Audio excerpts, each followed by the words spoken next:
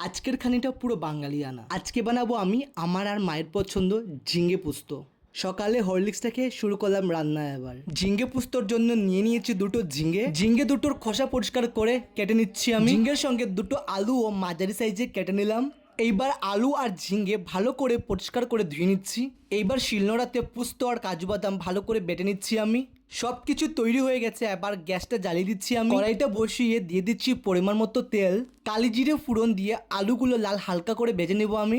আলুগুলো যখন লাল হালকা ভাজা হয়ে যাবে তারপর ঝিঙেগুলো দিয়ে দেবো আলুর মধ্যে। দেখুন ওইদিকে আমার আলুগুলো লাল হালকা ভাজা হয়ে গেছে, এখন ঝিঙেগুলো দিয়ে দিলাম। দিয়ে দিচ্ছি কালারের জন্য হলুদের গুঁড়ো আর স্বাদ মতো লবণ। এইবার আলু আর ঝিঙ্গে ভালো করে ভেজে নিচ্ছি।